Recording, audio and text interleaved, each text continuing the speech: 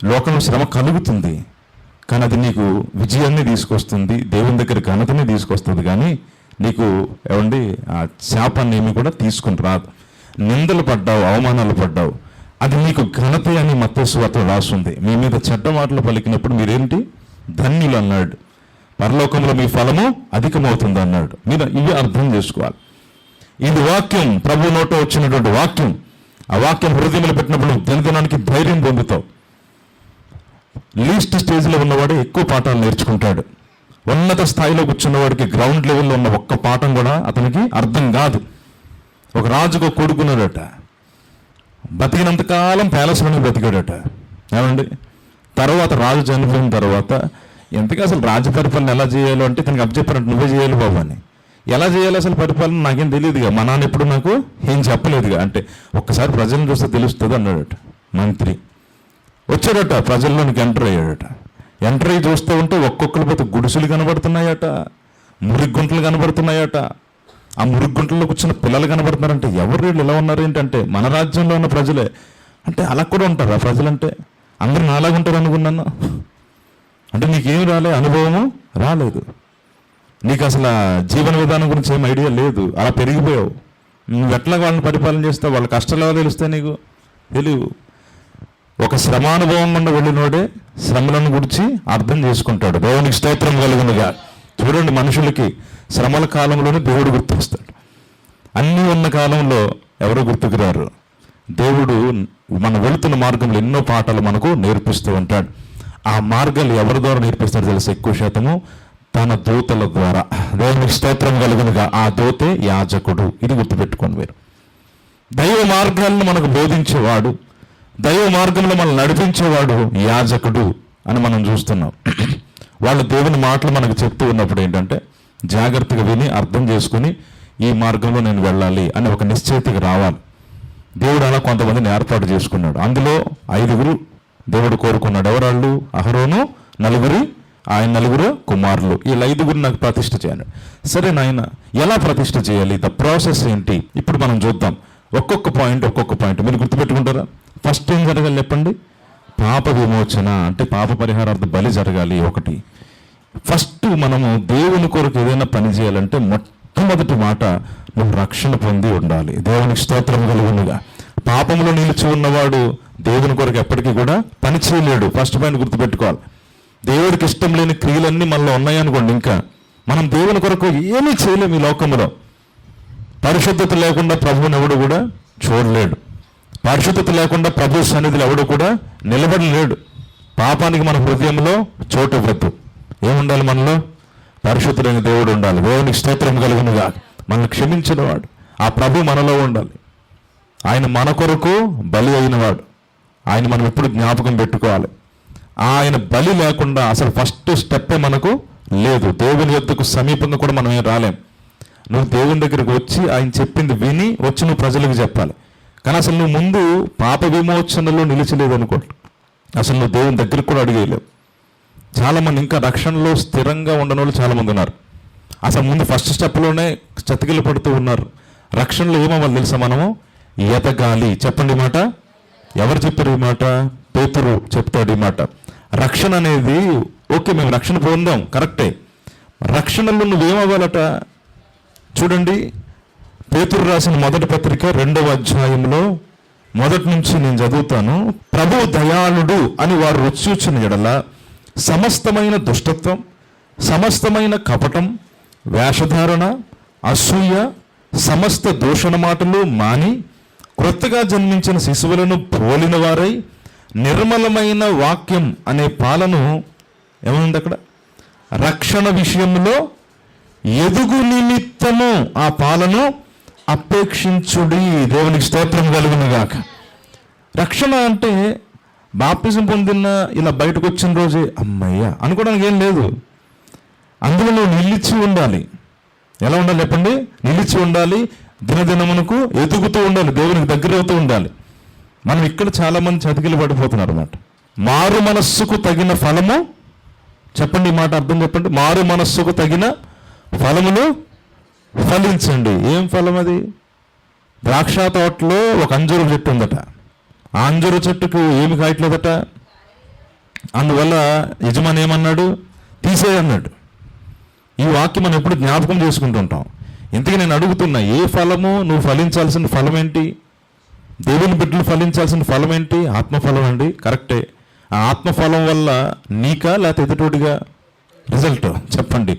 ఫలము కాసినటువంటి చెట్టు తన ఫలము తాను తినదు, ఆ ఫలము ఇతరులకు ఇస్తుంది. దేవునికి స్తోత్రం కలుగునుగాక.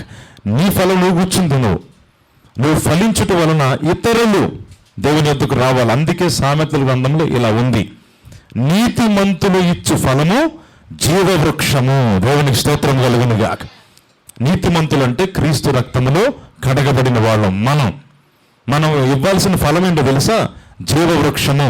అక్కడ రాసి ఉంటుంది, నీతిమంతులు ఇచ్చు ఫలము జీవవృక్షము, జ్ఞానము గల వారు ఇతరుని రక్షిస్తారు. దేవునికి స్తోత్రం కలుగునుగా.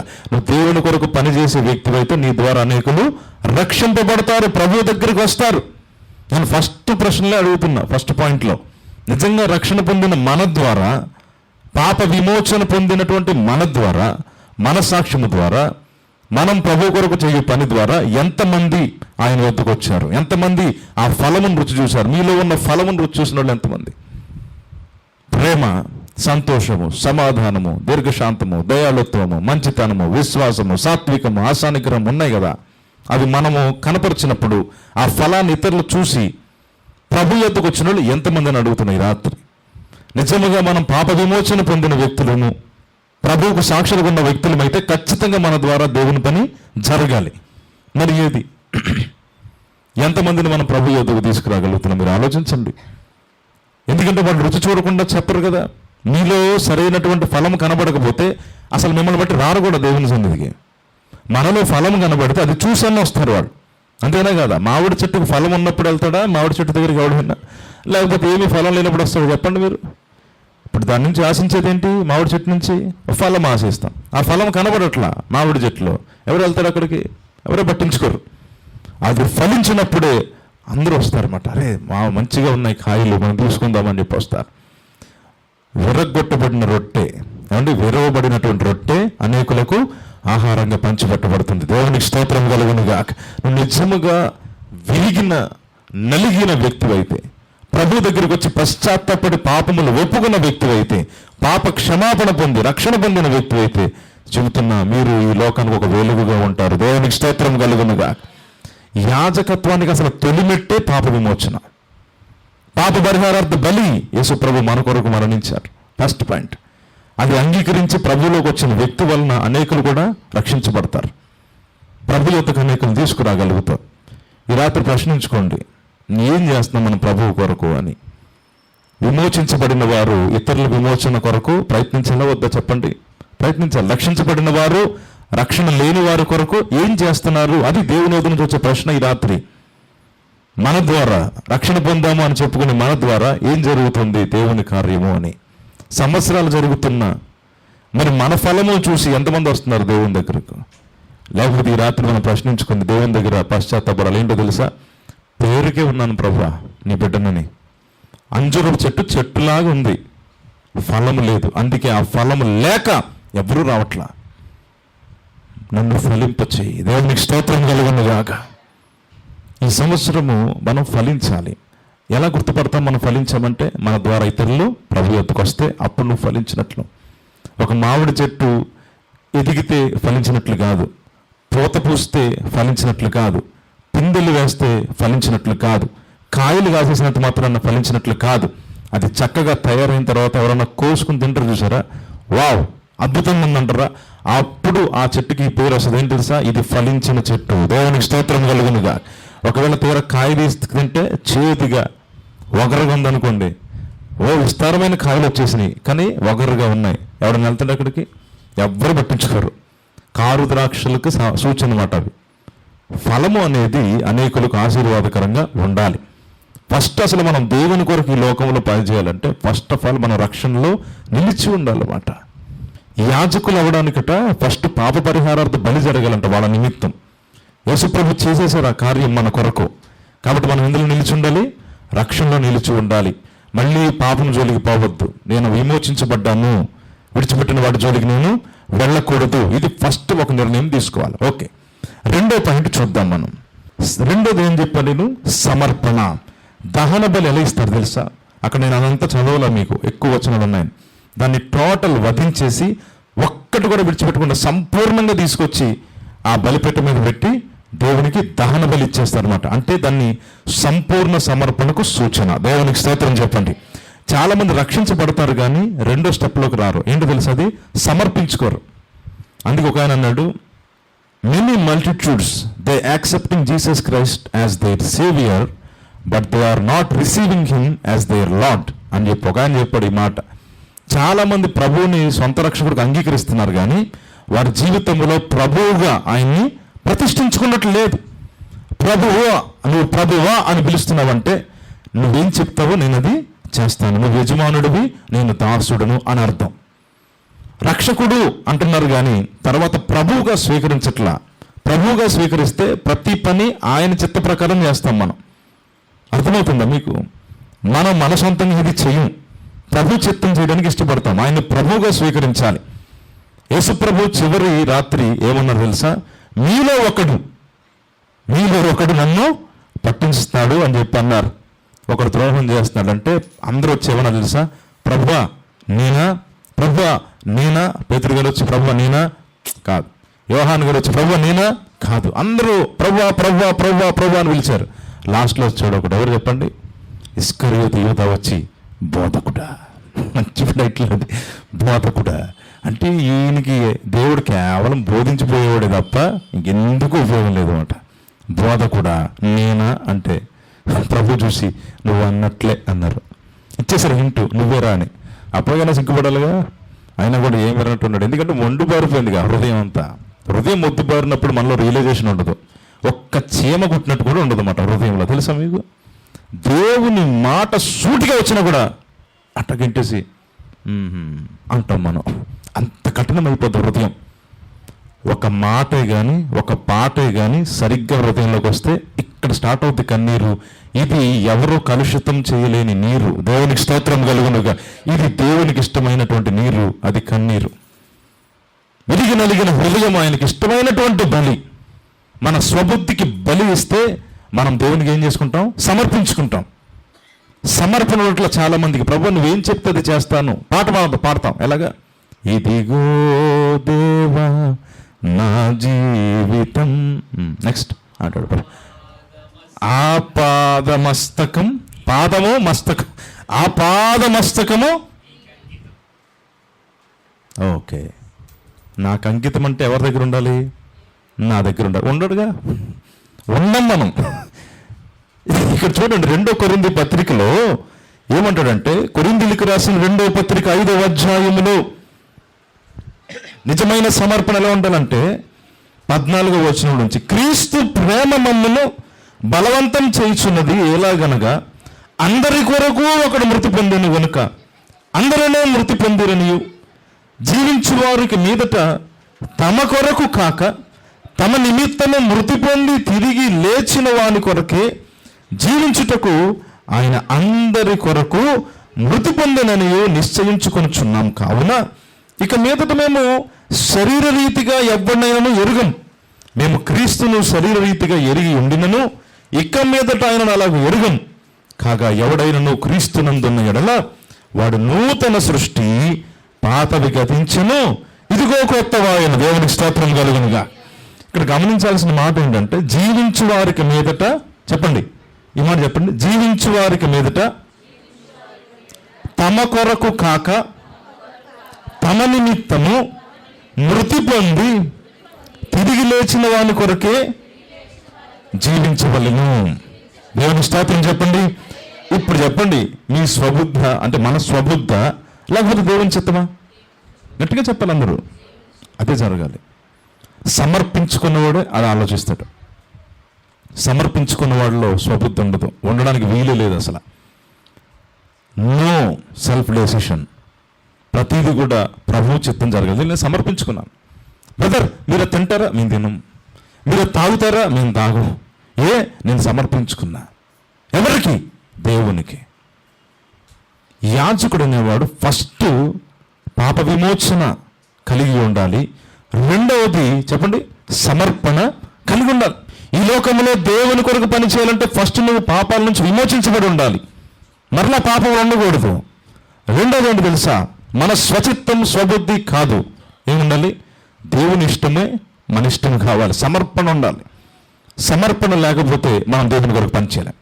చాలామంది వస్తారు దేవుని కొరకు ఏదైనా చేద్దామని, కానీ కొంచెం చేసి లైట్ తీసుకుంటారు. ఎందుకు తెలుసా? ఏం లేదు వాళ్ళు, చెప్పండి, ఏం లేదు. సమర్పించుకోవాలి. వాళ్ళు సమర్పించుకున్నారండి, వాళ్ళు సమర్పించుకున్నారండి. పాదాలు చూస్తాం కదా మనం. అంటే ఏంటి? వాళ్ళ ఇష్టము కాదట, దేవుని ఇష్టమట. అంటే వాళ్ళు సమర్పించుకున్నారు. ఇక నా లైఫ్ నా ఇష్టము కాదయ్యా, నీ ఇష్టము అని చెప్పి సమర్పించుకున్నారు. చూడండి, పౌలు అంటాడు ఒక మాట అపోస్తలుల కార్యాల్లో, అపోస్తలుల కార్యాలు 21వ అధ్యాయంలో 13వ వచనాన్ని మనం చదువుదాం. పౌలు, ఇదెందుకు మీరు ఏడ్చి నా గుండె బద్దలు చేసేదరేలా, నేనైతే ప్రభు అయిన యేసునామము నిమిత్తం యెరూషలేములో బంధింపబడుటకు మాత్రమే కాక చనిపోటకు కూడా సిద్ధంగా ఉన్నాను. దేవునికి స్తోత్రం కలుగునుగా. ఎంతటి సమర్పణ చూడండి. అక్కడ ఏం జరిగిద్దంటే, మీరు జాగ్రత్త వినండి. అగబు అనే ఒక ప్రవక్త ఉంటాడు. ఎవరో చెప్పండి, పేరేంటి? అగబు అనే ప్రవక్త వచ్చి ఒక నడికట్టు తీసుకున్నాడు. అక్కడ ఏం తీసుకున్నాడు?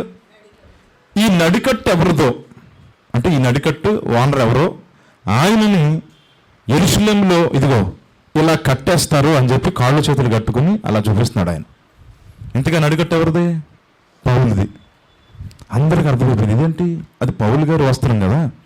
ఈయన వచ్చి అది ఇలా కట్టుకుని ఈ నడికట్టు గల వ్యక్తిని యెరూషలేములో ఇలాగా కొట్టబోతున్నారు అంటే అందరూ బాధపడిపోయారు. పరిశుద్ధాత్మ ద్వారా ఒక ప్రవచనం వచ్చింది. ఏంటి ఆ ప్రవచనం అంటే, ఈ వ్యక్తి పలానా చోటుకు వెళ్తే కట్టేసి కొడతారు అని. ఇప్పుడు పౌలు అంటాడు, మీరెందుకు ఏడుస్తున్నారు అంటే, వాళ్ళందరూ అంటున్నారు, అయ్యా అయ్యా పౌలన్నా నువ్వు అక్కడికి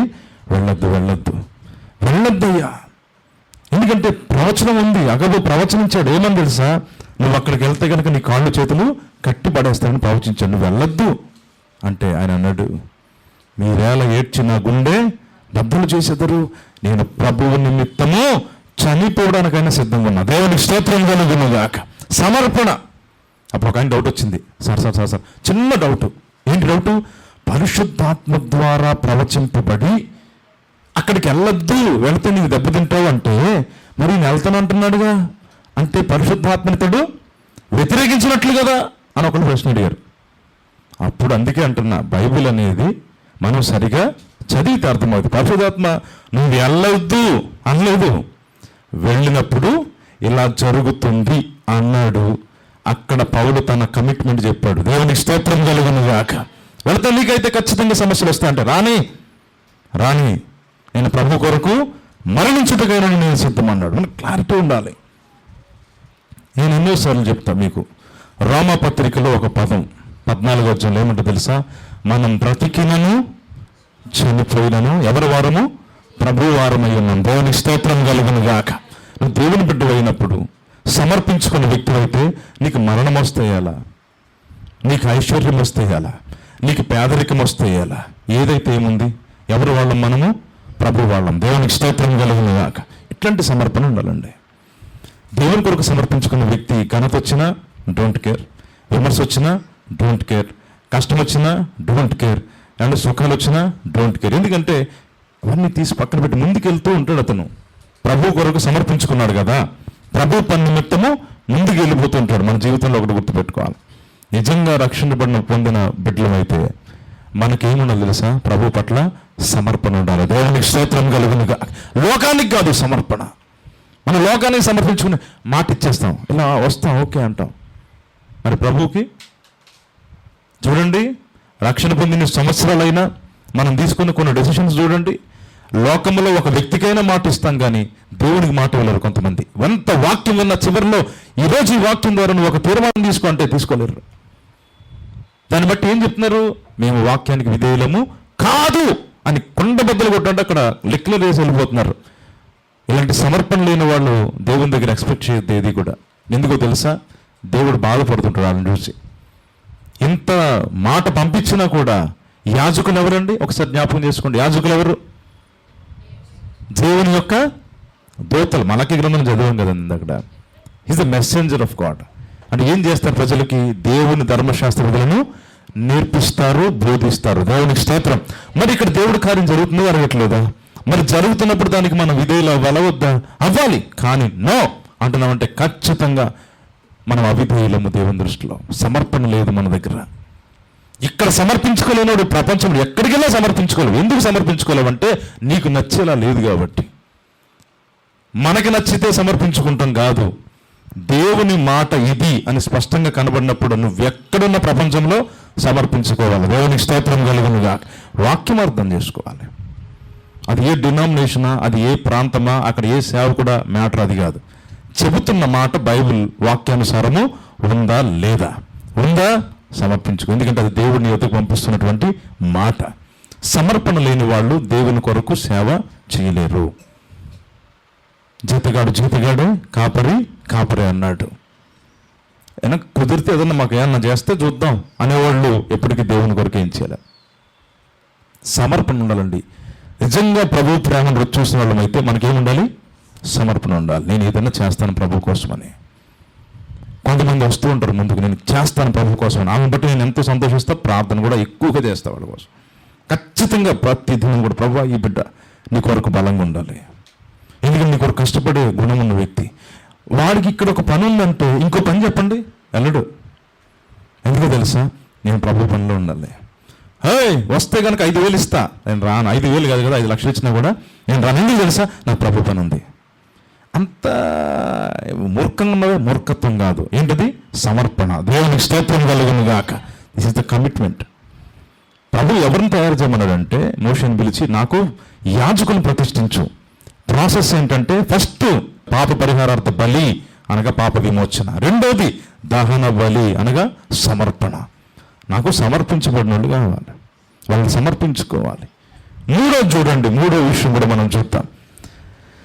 ద్వితీయోపదేశకాండం 14వ అధ్యాయంలో చూడండి. ఇప్పుడు ప్రతిష్ఠించమంటున్నాడు కదా వాళ్ళని, వస్త్రాలని వాటిని ప్రతిష్ఠించమని చెప్పాడు కదా 3వ దహన బలి ద్వారా.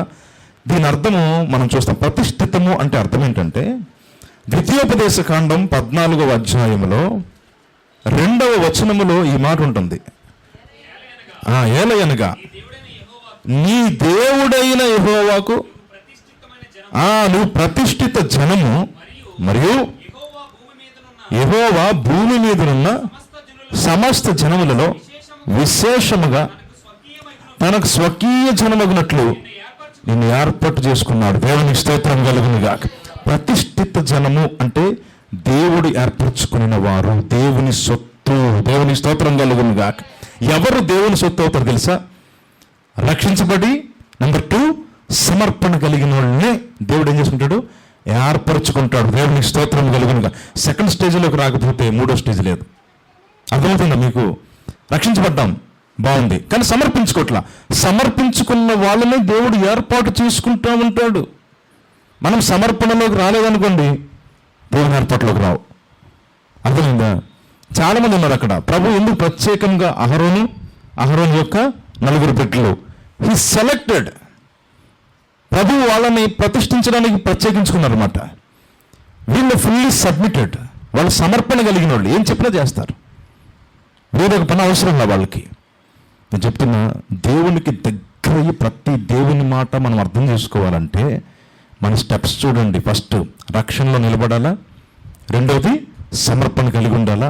అప్పుడు నువ్వు దేవుని ఏర్పాటులోనికి వస్తావు. దేవునికి స్తోత్రం కలుగును గాక. నువ్వు ఏర్పాటులోకి వచ్చేసావు. ప్రతిష్ఠించవంటే ఇక నీలో అహము స్వార్థం అనేది ఉండకూడదు. నువ్వు ఇంకా తగ్గించుకుని కూర్చోవాలి. దేవునికి స్తోత్రం కలుగును గాక. ఫస్ట్ ఏమో సొంత నిర్ణయాలకి పడిపోయింది బలి. ఇప్పుడు అలా కాదు, అహమునకు బలిపడుద్ది. నువ్వు వచ్చి ఇంకా కూర్చుని దేవుడు ఏం చెప్తాది? ప్రతిష్ఠిత జనము, దేవుడు ఏర్పాటు చేసుకున్నటువంటి వ్యక్తులు, వీళ్ళకి దేవుడు పనిస్తాడు. వీళ్ళు ఎలా వస్తారు తెలిసి ఏర్పాట్లోకి? ఒకరోజంట యేసుప్రభువులో నడుచుకుంటూ వెళ్తున్నాడట. చూడండి మత్తయి సువార్తలో ఎంత ఆశ్చర్యం ఉంటుందో ఆ మాట. మత్తయి సువార్త 9వ అధ్యాయం 9వ వచనములో ప్రభు అలా నడుచుకుంటూ వెళ్తుంటే అక్కడ ఒక అతను ఉన్నాడట. యేసు అక్కడి నుండి వెళ్ళుచు, చదువమ్మా, సుంకపు మట్టనద్దు వద్ద కూర్చుండి ఉన్న మత్తయి అని ఒక మనుషుని చూచి నన్ను వెంబడించమని అతనితో చెప్పగా అతడు లేచి ఆయనను వెంబడించాను. దేవునికి స్తోత్రం కలుగును గాక. దేవుడు ఏర్పాటు చేసుకున్నాడు. వస్తావా అంటే స్పాట్లో లేచి వదిలేసి వచ్చాడు. ఏం వదిలేసి వచ్చాడు చెప్పండి? తన యొక్క వృత్తిని విడిచి వచ్చినాడు. దేవునికి స్తోత్రం కలుగును గాక. ఏం పేరు చెప్పండి? ఏం పేరు? ఏం సువార్త ఇది? ఆయన రాసినాడు. దేవునికి స్తోత్రం కలుగును గాక. అతను శుభ్రంగా కూర్చొని ట్యాక్స్ కలెక్టర్ మాట రాసుకుంటా ఉంటాడు, పద్దులు హుక్కులన్నీ పెట్టుకుని. దేవుని ఏర్పాటు ఎలా ఉంటుంది తెలుసా? మీరు అనుకోరు. సమర్పణ కలిగి ఉండండి. ఫస్ట్ రక్షించబడి రక్షణలో నిలిచి సమర్పించుకొని ఉండండి. ఎనీ టైం దేవుడు తన ఏర్పాట్లోకి తీసుకుంటాడు. దేవునికి స్తోత్రం కలుగునుగా. నువ్వు ప్రతిష్ఠించుకున్నాడంటే ఇక నువ్వు దేవుని సొత్తు, ఇంకా ఇంకొకటి సొత్తుగానే కాదు. నీ మీద చెయ్యి వేస్తే ఎక్కడ వేసినట్ట? అది దేవుని స్తోత్రం కలుగునుగా. నువ్వు సమర్పణ స్థాయికి వస్తే నువ్వు ఖచ్చితంగా దేవుని ఏర్పాట్లో ఉంటావు. నీకు పెట్టాడు ఎక్కడో ఏర్పాటు. దేవుని స్తోత్రం కలుగునుగా. తగిన సమయం తీసుకొచ్చి అక్కడ స్థాపిస్తాడు అంతే. తెలుసా అండి? దేవుని ఏర్పాటు ఒకటి ఉంటుంది మనుషులకి. ఆ ఏర్పాటు ఏంటో అనేది సరైన సమయం తెలుస్తుంది. అప్పటి వరకు మనకు తెలియాలంటే మనం సమర్పణ కలిగి ఉండాలి దేవునికి. ఎనీ టైం నువ్వేం చెప్తే నేను అది చేయడానికి రెడీ అనే అనే వ్యక్తిత్వం మనలో వచ్చే వరకు దేవుడు వెయిట్ చేస్తారనమాట. ఈ వ్యక్తిని నేను ఎప్పుడు పిలిచినా వస్తాడా? ఎప్పుడు పిలిచినా నా కొరకు పని చేస్తాడా? చూస్తూ ఉంటాడు. నేను ఫస్ట్ పిలువబడినప్పుడు, దేవుని యొక్క మాట నా యొద్దకు వచ్చినప్పుడు, దేవుని స్వరము నా యొద్దకు వచ్చినప్పుడు నేను అన్నాను అక్కడ దైవ సేవకులతో ఆ రోజు మొత్తం ఫుల్ చెమటలు అసలు ఉనిగిపోవడమే మన బ్రతుకు ఫస్ట్ టైం. అప్పుడు అక్కతో అన్నా నేను దేవుడు పిలిచాడని ఆవిడకి అర్థమైంది. బాబు నీకు వచ్చిన మాట ఏంటి తెలుసా? యెషయా 43లో ఉంటుంది అది. భయపడకు, పేరు పెట్టి పిలుచున్న నీవు నా సొత్తు అన్నాడే. అది యెషయా గ్రంథం 43లో ఉంది. అంటే అప్పుడు మనం చదవాలి యెషయా గ్రంథం, ఇంకా చదువుకుంటూ వెళ్తున్నా బైబిల్. దేవుడు అప్పటికే పట్టుకున్నాడు. మన కమిట్మెంట్ ఏంటంటే అప్పట్లో ఇంట్లో వదిలేసి వెళ్ళిపోయారుగా. అప్పుడు కమిట్మెంట్ తీసుకున్నా, ప్రభువా నా బ్రతుకు కాలం అంతా కూడా నేను రాసుకున్న డైరీలో, the greatest job in this world is to serve the lord. దేవుని స్తోత్రం కలుగునుగా. దేవుని సేవ చేయుట ఈ ప్రపంచంలో ఉన్న అత్యుత్తమమైన జాబు అని రాసుకున్నాను నేను డైరీలో. ఫస్ట్ డైరీ అది. మరి అందరూ వదిలేశారుగా. ఇంకా మన కమిట్మెంట్ ఒకటే కమిట్మెంట్. ఏంటది? ప్రభువా నువ్వేం చెప్తే నేను అది చేస్తానని. బాగానే మాట్లాడావు. కానీ ఇప్పుడు విషయం ఏంటంటే మా అక్కగారితో అన్నా అక్కడ దైవ సేవకులతో, అక్క ఇప్పుడు ప్రభు ఏం పనిస్తే అది చేసేస్తాను అంటే నవ్వుతున్నాను అనమాట. తమ్ముడు నీ ఆశ చాలా మంచిది, ప్రభు నిన్ను ఎన్నుకున్న చూసావా, అక్కడే చాలా మార్కులు నువ్వు కొట్టినట్టే. కానీ ఒకటి చెప్తున్నా చూడు, నువ్వు అనుకోనని సమయంలో ఇప్పుడు అంటున్నావు చేసేస్తానని చెప్పి, కానీ ఇంకొక ఏర్పాటు అనేది ఇంకా కనబడకపోవచ్చు. కానీ నువ్వు బిజీగా ఉంటావే ఏదో పనిలో, సడన్గా దేవుడు పిలుస్తాడబ్బా, అప్పుడు నువ్వు వచ్చేయాలంతే. మోషే ఏం చెప్తున్నాడు చెప్పండి? మందను మేపుకుంటా పోతున్నాడు. అట్లా చూస్తే ఆ పైన పొద మండుతుంది, కానీ కాలిపోయి బూడిదవట్లా, మండుతుంది అంతే. ఏంటని చూడడానికి వెళ్ళాడు? పనిలో ఉండి వెళ్ళాడా, పని పాట లేకుండా ఉన్నప్పుడా? చెప్పండి మీరు. పని ఫుల్ బిజీగా ఉన్నాడు ఆయన, మందను తీసుకెళ్ళాలి జాగ్రత్తగా. కానీ అదేంటో చూద్దామని వెళ్ళాడు. మోషే దేవునికి స్తోత్రం కలుగునుగాక. అబ్బా కొండ ఎందుకు ఎక్కాను రా అనుకుంటాడు. 4-5 కారణాలు చెప్పాడు ఆయన. నేను కాదయ్యా, నేను కాదు, నత్తి చూడు, నేను వర్కౌట్ కానీ ఇంకొకళ్ళు ఎవరన్నా అని సాకులు చెప్తున్నారు ఆయన. కానీ ప్రభు అన్నారు నువ్వే చేయాలి. దేవునికి స్తోత్రం కలుగునుగా. ఇంకొక ఆయనేమో ఆయన కూడా గొర్రెలు పేర్చే, గొర్రెలు కాసుకుంటా ఉన్నాడు ఆయన. ఇదిగో నాన్న పిలుస్తున్నాడు రా అన్నారు. ఎవరిని? దావీదుని. అయితే వెళ్ళాడు. నన్ను ఎందుకు పిలుస్తున్నాడు అబ్బా అనుకుంటే, ఒక ప్రవక్త వచ్చాడు లాస్ట్ రోడ్ని పిలవమంటున్నాడు అంటే మనకెందుకు అనుకున్నాడు. మళ్ళీ గొర్రెలు కాసుకోవాలి, గొర్రెలు కాసుకుంది కానీ లేవయ్యా బాబు ఒకసారి రా అంటే వచ్చి నుంచున్నాడు అంతే. And there it is return like this. ఏం తెలుసా? David was anointed in front of his brothers. దేవునికి స్తోత్రం కలుగునుగా. దావీదు తన సహోదరులు ఎదుట అభిషేకించబడినాడు. ఆయన ఎక్స్పెక్టెడ్, అది ఎక్స్పెక్ట్ చేసి వచ్చాడు చెప్పండి. ఎక్స్పెక్టేషన్ ఉండదు. అందుకే అంటున్నా పని చేసుకుంటారు. ఏ బాబు ఎట్రా ఏంటంటే ఇక్కడ ఒక పని ఇచ్చాను చేయండి. ఈ సేవ మనకి రావు ప్రభువా, నాకు తెలుసులేదే. ఒక ఆయనేమో 3వ ఆయన వస్తాడు అలాగా. ఈయన పశువులు కాపరే. ఏంటో అందరూ పశువులు కాపరలు. అక్కడ మేడి చెట్లు ఉన్నాయి. ఏం చెట్లు ఉన్నాయి చెప్పండి? మేడి పళ్ళు పడిపోయినాయి కింద. ఈయన బ్యాచ్ ఏంటంటే మేడి పళ్ళు ఏరుకుంటాడు అనమాట. ఏం ఏరుకుంటాడు? మేడి పళ్ళన్నీ బుట్టలో ఏరుకుంటాడు. వెళ్ళిపోతాడు. పని చేసుకుంటాం, గొర్రెలు కాచుకోవడం, మేడి పళ్ళు తీసుకెళ్ళడం. ఒకరోజు స్వరం వినపడ్డాడు, ఏ బాబు ఆమోసు. ఆయన ఏమని చెప్పుకున్నాడు తెలుసా తన గురించి? నేనంత సత్తా ఉన్నవాడిని కాదు. చూడండి మాట ఎంత బాగుంటుందో. ఆమోసు గ్రంథములో 7వ అధ్యాయం 14లో చదువమ్మా. అందుకు ఆమోసు అమర్జాతి ఇట్లా, నేను ప్రవక్తనైనను కాను, ప్రవక్త యొక్క శిష్యుడినైనను కాను, కానీ పశుల కాపరినై మేడి పండ్లు ఏరుకునేవాడును. నా మందలను నేను కాచుకొనుచుండగా యెహోవా నన్ను పిలిచి, నీవు పోయి నా జనుల ఇశ్రాయేలు వారికి ప్రవచనం చెప్పమని నాతో సెలవిచ్చిన. దేవుని స్తోత్రం కలుగును గాక. ఈయనేం చేసుకున్నాడు చెప్పండి? పశువులు కాచుకుంటాడట, మేడి పండ్లు ఏరుకుంటాడంట. ఈయన పని అది. అప్పుడు ఎవరు పిలిచారు? ప్రభు పిలిచినట్టు. చూడండి, పిలిచిన వాళ్ళందరూ కూడా సమర్పణ కలిగిన వాళ్ళే తెలుసా. ఆమోస్ పిలవగానే సబ్మిట్ చేసుకున్నట్టు, మోషే గారు పిలవగానే అన్నారు కానీ సబ్మిట్ చేసుకున్నారు. ఆయన దావీదు గారు కూడా నేనేంటి ఇజ్రాయేల్ రాజు ఏంటి అనుకున్నారు కానీ ఫుల్లీ కమిటెడ్. దేవునికి స్తోత్రం కలుగును గాక. ఇక్కడ నేను నవ్వొచ్చేది ఏంటంటే, వీళ్ళందరూ గొర్రెలను కాసే బ్యాచ్. ఎవరిని కాస్తారు? ప్రభువుకు ఒక మాట ఉంది, ఆయన అంటారు ఇలాగా, నేను గొర్రెలకు గొప్ప కాపరిని. దేవునికి స్తోత్రం కలుగును గాక. మంచి కాపరి కదా. సౌలు ఎవరు తెలుసా? గాడిదలు కాపరి.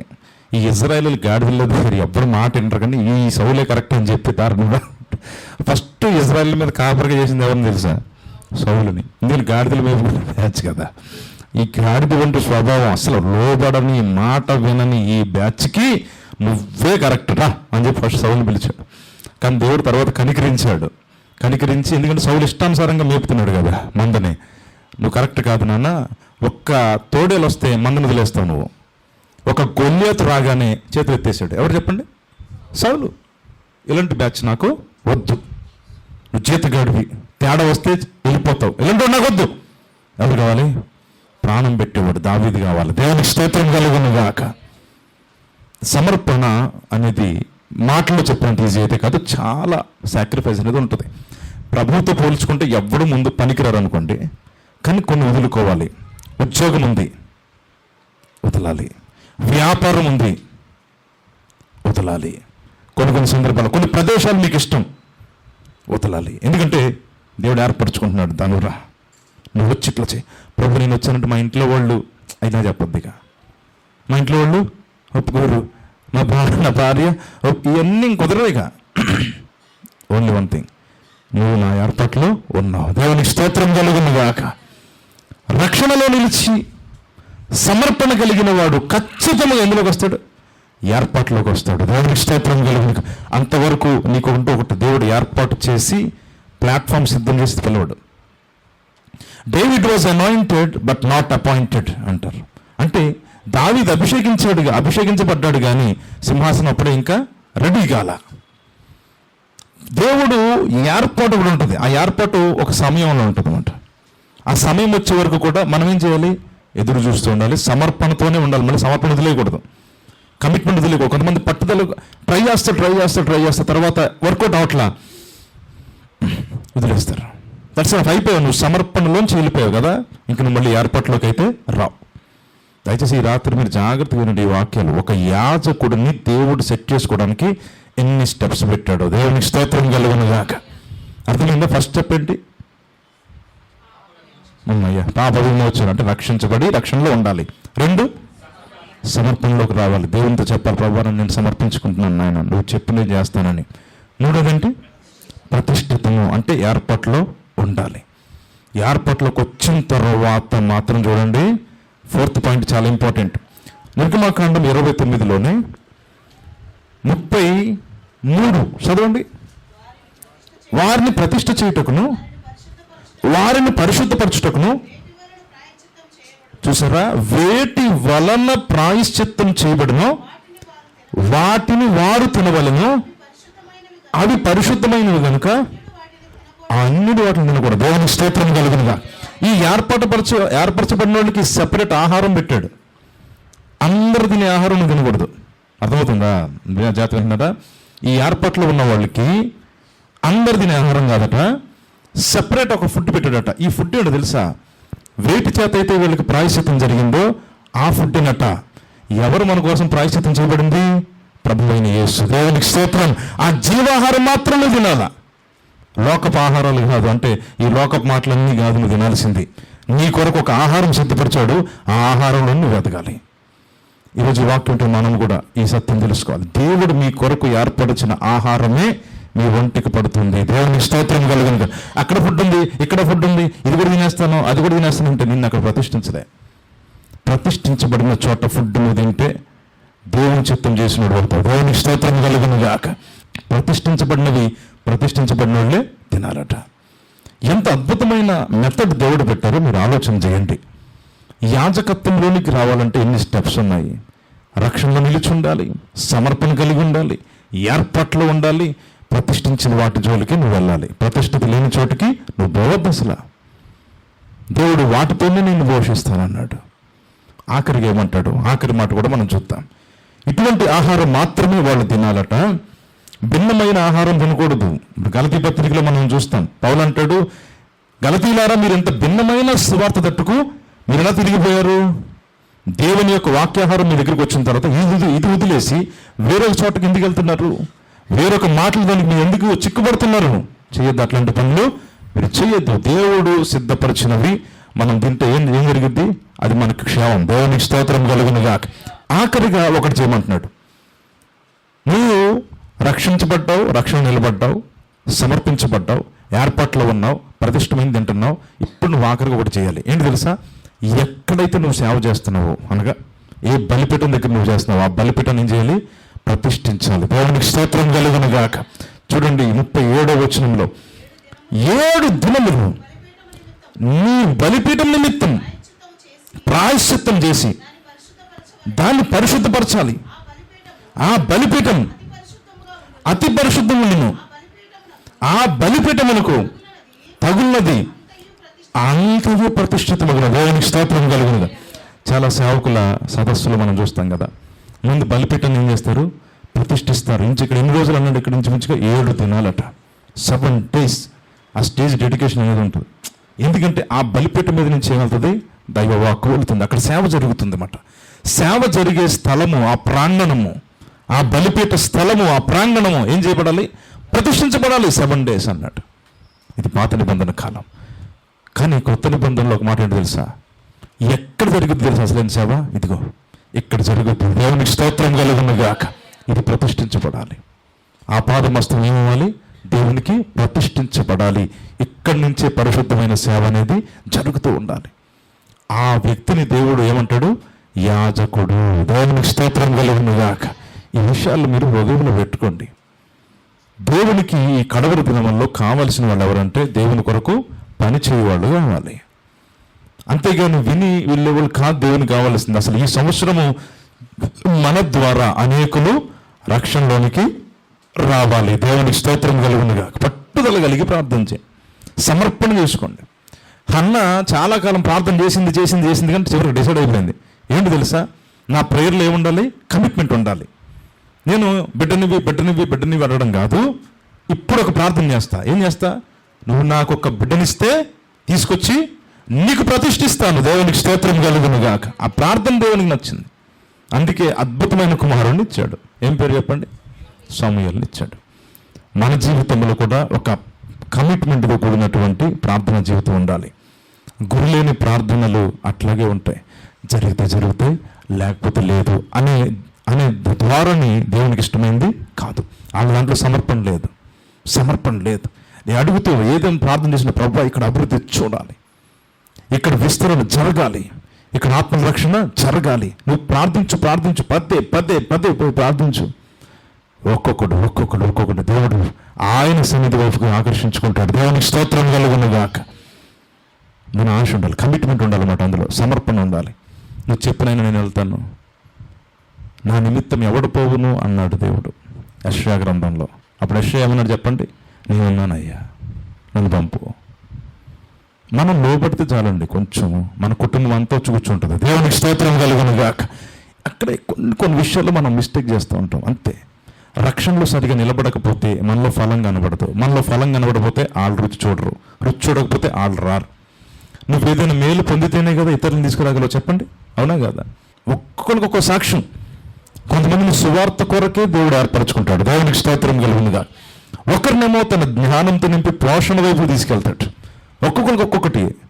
సంఘ క్షేమాభివృద్ధి కొరకు కొంతమందిని అపోస్తలులుగాను, కొంతమందిని సువార్థికులుగాను, కొంతమందిని ప్రవక్తలుగాను, కొంతమందిని కాపరులుగాను మరియు ఉపదేశకులుగాను దేవుడు నియమించారట. వీళ్ళందరూ దేవుని బ్యాచే. దేనికోసం పనిచేస్తున్నారు? దేవుని రాజ్యం కోసం పనిచేస్తున్నారు. అన్ని చోట్ల జరుగుతాయి పనులు. కానీ ఇప్పుడు నేను అడుగుతున్నా, ఏ లిస్టులోకి పోదాం? కొంతమంది ఉద్యోగాలు వేసుకుని సువార్త సేవ చేస్తారు, తెలుసండి. ఉద్యోగం చేస్తూనే సువార్త సేవ చేయొచ్చు. కొంతమంది ఉద్యోగం చేస్తూ కూడా కాపురిగా ఉంటారు. కొంతమంది ఉద్యోగం చేస్తూ ఉపదేశకులుగా వెళుతూ ఉంటారు చాలా చోట్లకి. But they are working for God. వాళ్ళు దేవుని కొరకు పని చేస్తున్నారు. నేను అడుగుతున్నా ఈ రాత్రి, ఈ సంవత్సరంలో నేను కూడా ఒక నిర్ణయం ఉండాలి మనకి. ఏంటి తెలుసా? ఏది ఏమైనా కూడా ఈ సంవత్సరం నేను దేవుని కొరకు పని చెయ్యవలను. దేవుని స్తోత్రం కలుగును కాక. బలమైన కమిట్మెంట్ పెట్టుకోండి. ఎట్లా నడిపిస్తాడో ఆయన ఇష్టం. ఏం ఏర్పాటు చేశాడో, ఏ ప్లాట్ఫామ్ పెట్టాడో అది దేవుని చేతిలో ఉంది. కానీ మనకేమన్నా తెలుసా? ఫస్ట్ 2 స్టెప్పులు చేయాలి. రక్షణ నిలబడి ఉండాలి, వెనక పాపాల జోలికి పోవద్దు. రెండోదేంటి? సమర్పణ. ప్రభువా, ఐఎమ్ కమిటెడ్. పౌలు మొట్టమొదటి దమస్కు మధ్య మార్గంలో దర్శించబడగానే ఒక మాట ఇచ్చాడు. ఏమని తెలుసా? ప్రభువా, నేనేమి చెయ్యవలెను. దేవుని స్తోత్రం కలుగును. అక్కడ సరెండరింగ్ అనేది అక్కడ జరిగింది. దమస్కులోనికి వెళ్ళుము, అక్కడ ఏం చేయాలో నీకు తెలుపబడుతుందని ప్రభువు చెప్పారు. సో ఫస్ట్ దర్శనంలోనే అతను చెప్పింది ఏంటంటే సరెండర్ అయిపోయాడు మాట దేవునికి. ఈరోజు మనకి లోకంలో కొన్ని చిక్కుముడులు ఉంటాయి, ఏమండి, ఏ యొక్క అలవాట్లు ఉంటాయి, అవి మనల్ని సరెండర్ అవ్వకుండా చేస్తాయి. కొంతమంది మాట తీరు, కొంతమందికి ఏమో లోకంలో ఆకర్షణలు, కొంతమందికి ఏమో ఏవో ఒక శారీరక బలహీనతలు, వాటి వల్ల వాళ్ళు కమిట్మెంట్ ఇవ్వలేరు. కాబట్టి ఈ రాత్రి మన వాక్యాన్ని విశ్వసించి ఒక కమిట్మెంట్ ఇవ్వాలి. ప్రభువా, నేను ఈ సంవత్సరంలో బలంగా నేను విశ్వసిస్తున్నాను. తెలుసా, నీ కొరకు నేను నిలబడాలని ఆశ పడుతున్నాను. మీరు ఒక్క అడుగు వేయండి, ఎన్ని అద్భుత కార్యాలు దేవుడు చేస్తాడు. దేవుని స్తోత్రం కలిగిన. అడుగు వేయకుండా మాట్లాడద్దు, ఒక అడుగు వేయకుండా మాట్లాడద్దు. ఈ సంవత్సరం నుంచి అది నేర్చుకోవాలి. ఏదైనా విన్నప్పుడు నేను చెయ్యాలి, ఒక అడుగు వేయండి. అడుగు వేయకుండా మాత్రం ఏమీ జరగదు, మాటలే మిగులుతాయి. కానీ ఈ మాట పెట్టుకోండి, దేవుని రాజ్యము మాటలతో కాదు శక్తితో ఉంది. దేవునికి స్తోత్రం కలుగును. పవర్, నీలో శక్తి ఉంటే నువ్వు కార్యాలు చేసుకుంటూ వెళ్తావు, దేవుని కొరకు ప్రయాసపడుతూ వెళ్ళిపోతావు. మనలో ఆ ఓపిక లేదు, ఆ శక్తి లేదు అనుకోండి, కూర్చుని ఏసే గొప్పవాడు, ఏసే నజరేయుడు అంటాడు, ఏ కదలలేడు. అట్లా ఉండద్దు. ప్రభు కొరకు పనిచేద్దాం. అట్టి కృప దేవుడు మనకు అనుగ్రహించును గాక.